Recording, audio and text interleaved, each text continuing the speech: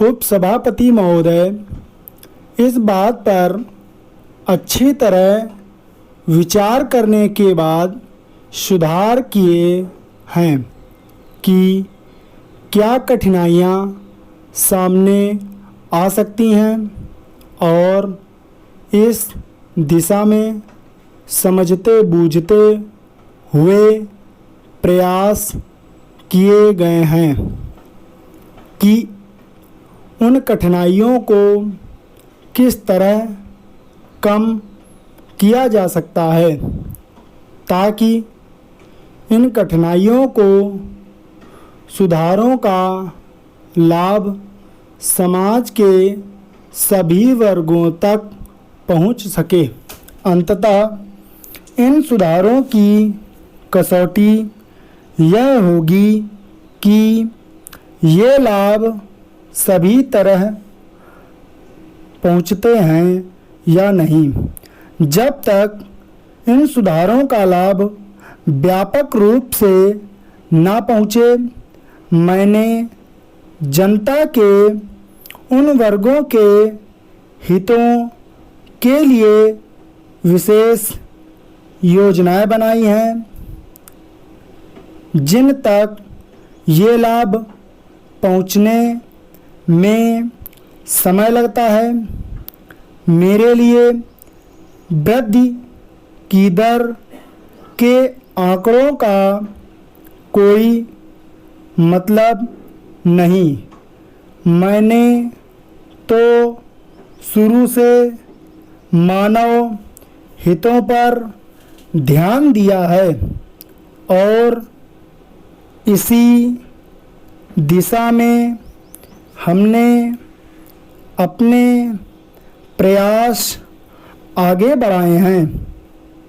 आज आवश्यकता इस बात की है कि हम बड़ी सावधानी पूर्वक यह देखें कि समय समय पर हमारे सामने क्या बाधाएं आ सकती हैं और उनको तत्काल और प्रभावकारी ढंग से दूर करें।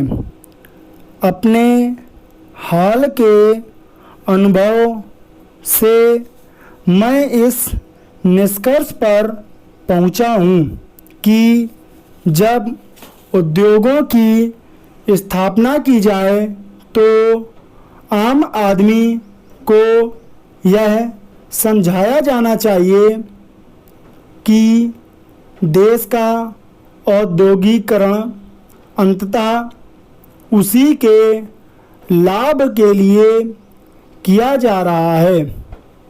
यह कोई गरीब विरोधी चीज़ नहीं है जैसा कि कुछ निहित स्वार्थ वाले उनके कानों में डाल रहे हैं।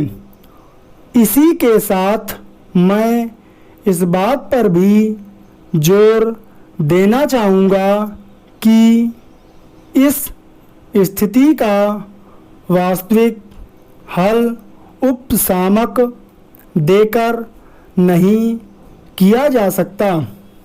इसमें रोग के लक्षणों की उग्रता को तो कुछ समय के लिए भूला जा सकता है, पर अंततः तो रोग बढ़ ही जाता है। सभी जगह राजनीतिज्ञों की उस उलझन को मैं समझता हूँ जो बड़े उपायों पर सच्ची सहमति न होने के अभाव में तत्कालिक लाभ के उपायों को ही प्राथमिकता देने लगते हैं। इसलिए आज वास्तविक आवश्यकता इस बात की है कि लोगों और परिवारों को शीघ्रता से लाभ पहुंचाने के उपायों में और पूरे समाज को लाभ पहुंचाने वाले दीर्घकालीन उपायों के बीच सामंजस्य और तालमेल स्थापित किया जाए, क्योंकि अप्रत्यक्ष ढंग से उनसे भी लोगों और व्यक्तियों को लाभ पहुंचता है।